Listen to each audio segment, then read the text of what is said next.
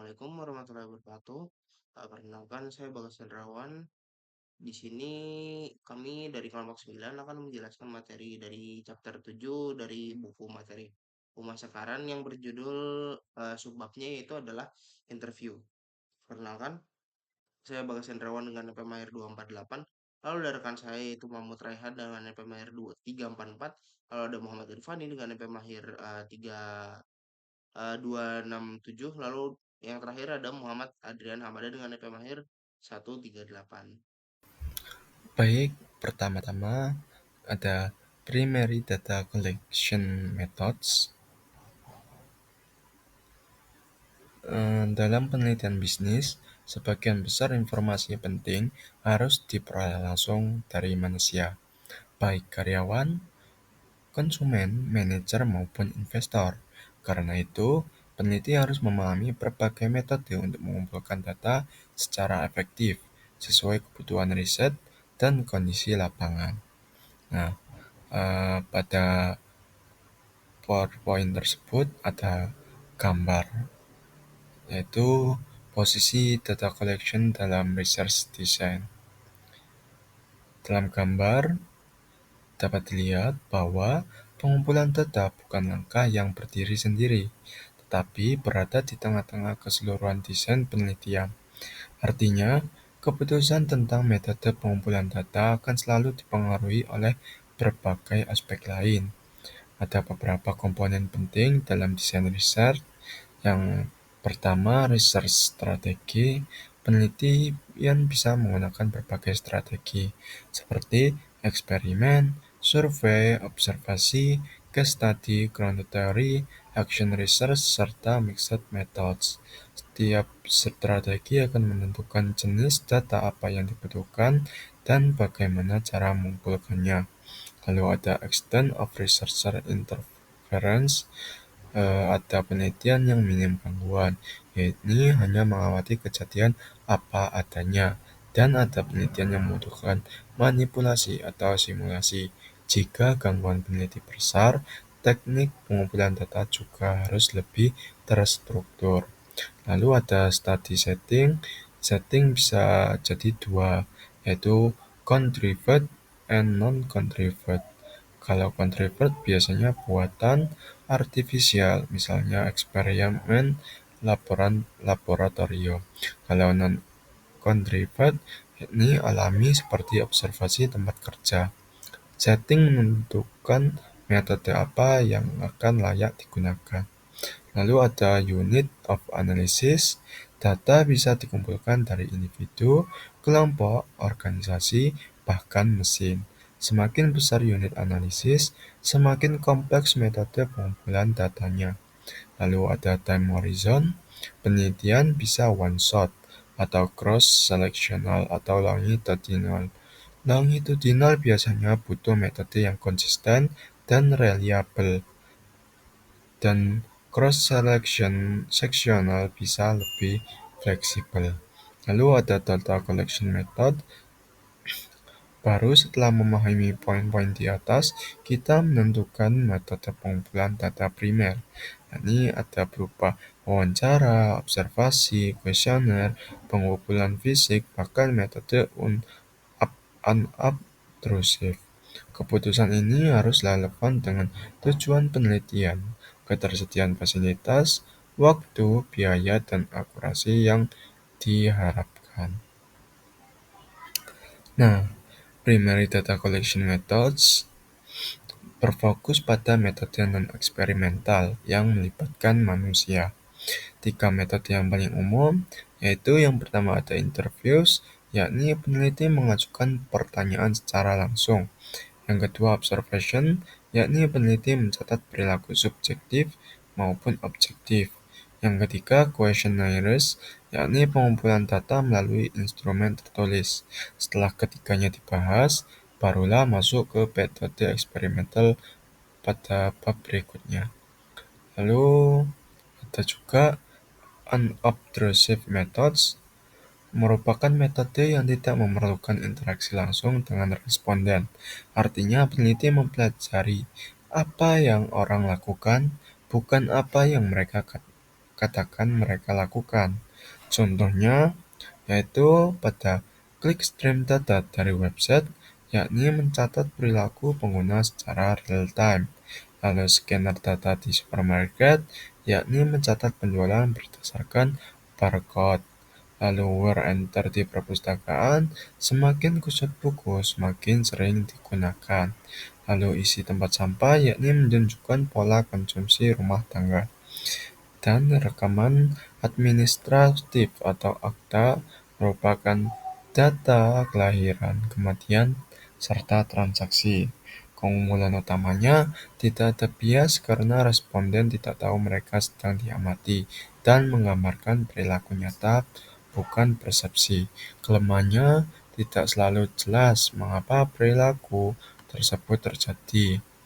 Kadang butuh teknologi mahal. Metode ini semakin penting karena semakin banyak data yang tercipta secara otomatis dan dari aktivitas global. Lalu, interviews wawancara adalah metode yang paling fleksibel untuk mendapatkan data primer. Wawancara dapat berupa dua, unstructured and structured. Unstructured berupa, yakni bebas, eksploratif, memahami ide awal, dan struktur, yakni pertanyaan sudah baku, mirip kuesioner verbal, dan dapat dilakukan dalam berbagai bentuk, bisa dalam bentuk face-to-face interviews, telepon interviews, serta computer assisted interviews atau CAPI. Ini itu materi mengenai training interview di mana eh, ketika beberapa wawancara itu harus dilakukan, biasanya tidak memungkinkan bagi satu orang untuk melakukan semua wawancara pada orang yang ingin diwawancarakan. Maka dari itu diperlukan tim pewawancara yang terlatih di mana pewawancara sendiri harus diberi pengarahan yang menyeluruh tentang penelitian dan dilatih tentang cara memulai wawancara, cara melanjutkan pertanyaan, cara memotivasi responden untuk menjawab, apa yang harus dicari dalam jawaban, dan bagaimana cara untuk menutup wawancara. Pada tim wawancara ini sendiri, mereka juga perlu untuk menginstruksikan tentang cara mencatat dan mengkodekan tanggapan wawancara, di mana kiat-kiat wawancara ini harus menjadi bagian dari repertoar wawancara dari peneliti. Lalu dibutuhkan juga perencanaan yang baik, pelatihan tepat, pemberian panduan yang jelas kepada wawancara, dan pengawasan pekerjaan mereka, yang dimana semuanya ini akan membantu dalam memanfaatkan teknik wawancara secara menguntungkan. Sebagai mekanisme pengumpulan data yang layak, wawancara pribadi menyediakan data yang kaya ketika responden secara spontan memberikan informasi, dalam arti bahwa jawaban mereka biasanya tidak berada dalam rentang tanggapan yang terbatas seperti dalam kuesioner, maka wawancara maka wawancara tersebut akan mampu dilakukan. Selanjutnya yaitu beberapa tips untuk mengikuti yang dapat diikuti saat melakukan wawancara atau interviewing. Di mana informasi yang diperoleh selama wawancara biasanya itu harus sebisa mungkin bebas dari bias, di mana bias sendiri mengacu pada kesalahan atau ketidakakuratan dalam data yang dikumpulkan. Bias sendiri dapat disebabkan oleh pewawancara, narasumber, ataupun situasi yang tidak terkendali. Lalu pewawancara dapat memberikan bias pada data jika kepercayaan dan hubungan baik tidak terjalin dengan narasumber, atau ketika respon disalahartikan atau terdistorsi, atau ketika pewawancara secara tidak sengaja mendorong atau menghalangi jenis respons tertentu melalui gestur dan ekspresi wajah. Untuk mendengarkan narasumber dengan seksama, kita harus menunjukkan minat yang besar terhadap apa yang dikatakan oleh responden dan menerapkan kebijaksanaan dalam mengajukan pertanyaan, mengulangi atau mengklarifikasi pertanyaan yang diajukan, dan juga memparafrasekan beberapa jawaban untuk memastikan pemahaman mereka secara menyeluruh sangat penting dalam menjaga minat responden selama wawancara. Lalu perlu juga untuk mencatat respon secara akurat karena narasumber sendiri dapat memberikan bias pada data ketika mereka tidak mengungkapkan pendapatan mereka yang sebenarnya. Akan tetapi, mereka mampu memberikan informasi yang narasumber sendiri dan mereka sendiri pikir itu sesuai dengan apa yang diharapkan. atau ingin didengar oleh pewawancara. Selain itu, jika mereka tidak memahami pertanyaan yang dimaksud di sini ada narasumber, mungkin mereka merasa ragu atau ragu untuk meminta dan membuat pertanyaan di mana mereka sendiri jika sudah tidak ragu mungkin bisa mendapat jawab pertanyaan tanpa menyadari pentingnya pertanyaan tersebut dan dapat menimbulkan bias. Beberapa narasumber sendiri mungkin merasa tidak tertarik karena kesukaan dan ketidaksukaan pribadi atau pakaian pewawancara atau cara pertanyaan diajukan mungkin oleh penelitinya. Oleh karena itu, narasumber mungkin tidak memberikan jawaban yang jujur, akan tetapi justru bisa sengaja memberikan tanggapan yang salah, di mana beberapa responden juga menjawab pertanyaan dengan cara yang dapat diterima secara sosial, alih-alih menunjukkan sentimen mereka yang sebenarnya. Bias sendiri juga dapat bersifat situasional. Ada 3 aspek, yang pertama itu non-partisipan, yang kedua itu, tingkat kepercayaan, dan yang ketiga yaitu hubungan yang terjalin dan latar fisik wawancara. Di mana ketidakikutsertaan baik karena keengganan ataupun ketidakmampuan orang yang diwawancarai untuk berpartisipasi dalam penelitian dapat menimbulkan bias pada data karena respons para partisipan mungkin berbeda dari partisipan yang menyiratkan bahwa serangkaian respons yang bias alih-alih representatif maka akan kemungkinan besar yang akan dihasilkan.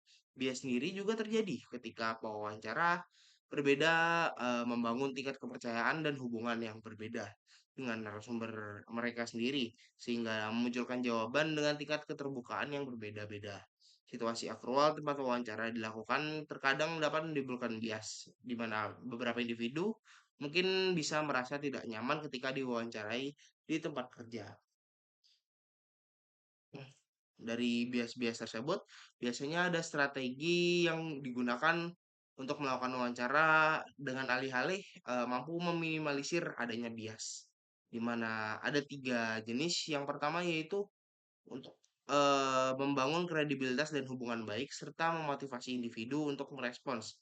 Jadi wawancara akan membangun kredibilitas di depan para narasumber seperti menjaga image-nya dan akan melakukan motivasi individu kepada narasumbernya. Lalu yang kedua yaitu teknik bertanya. Teknik bertanya ini ada beberapa jenis. Yang pertama itu ada funneling, lalu ada pertanyaan tidak bias, lalu ada pengklarifikasian isu, lalu ada pembantuan responden yang berpikir jika masalahnya tidak terlalu buruk. Lalu yang terakhir yaitu adalah, mengambil notes untuk menulis apa yang telah diwawancarai. Lalu yang ketiga yang terakhir yaitu, tinjauan kiat kiat yang perlu diikuti, pada wawancara, di mana wawancara akan mengikuti tinjauan yang diadakan dan mengikuti narasumbernya.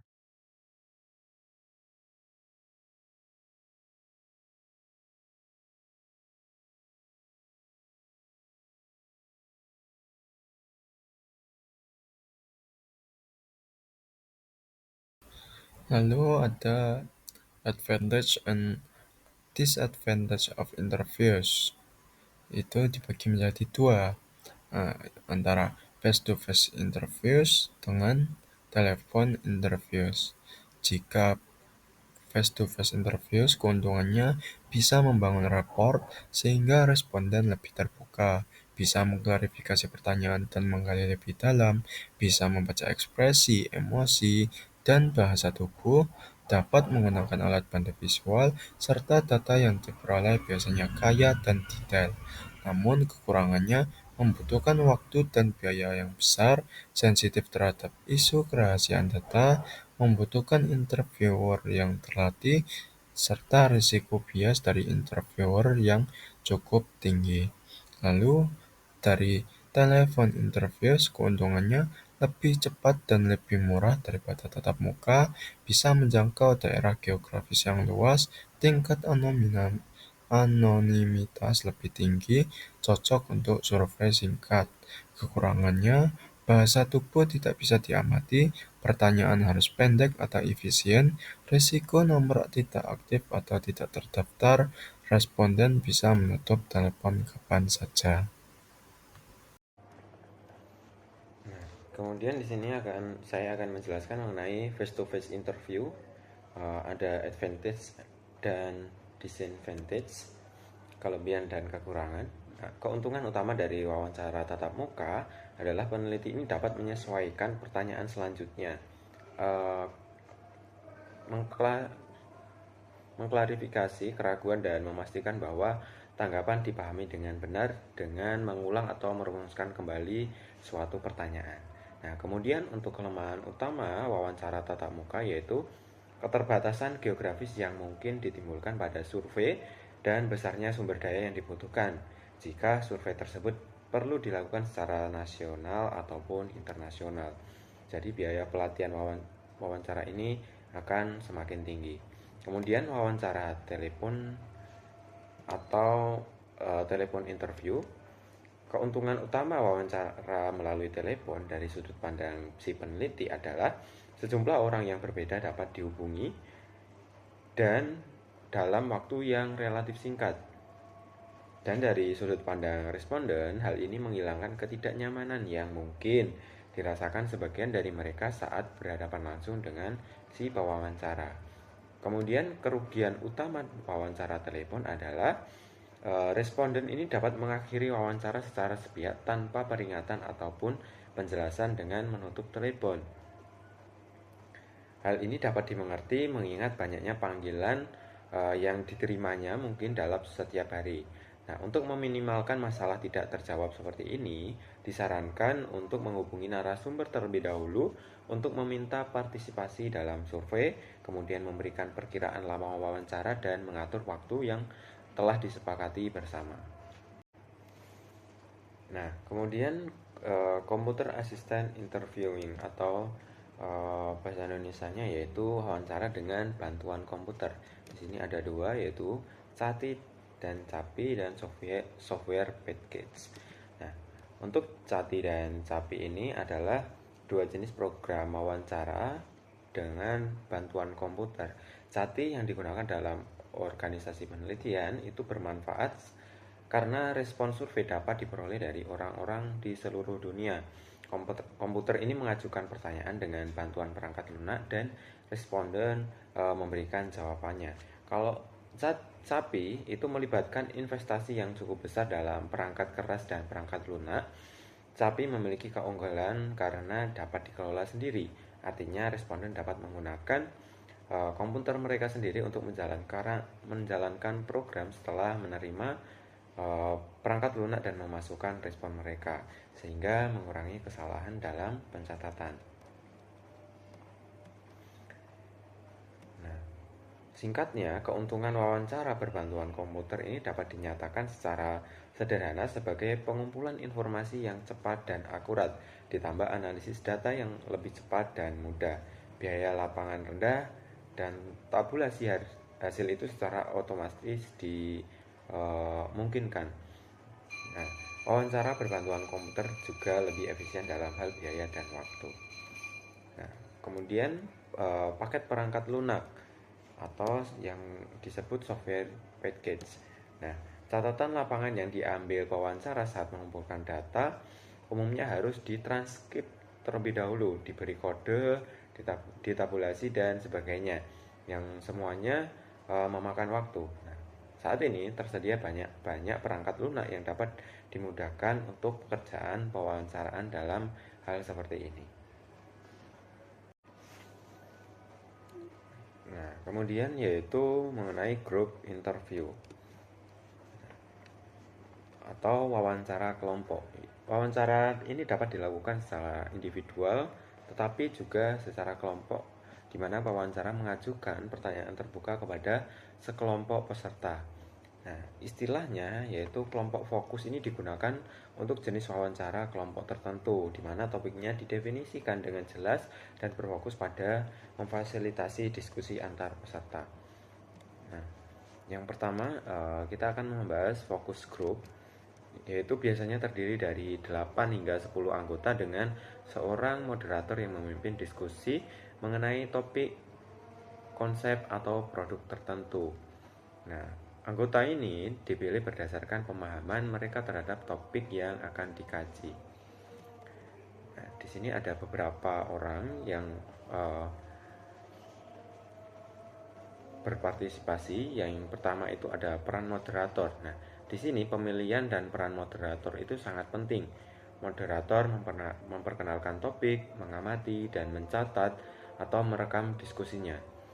Nah, moderator tidak pernah menjadi bagian integral dari diskusi, tetapi hanya mengarahkan kelompok secara persuasif untuk mendapatkan semua informasi yang relevan dan membantu anggota kelompok untuk mengatasi kebuntuan yang mungkin terjadi.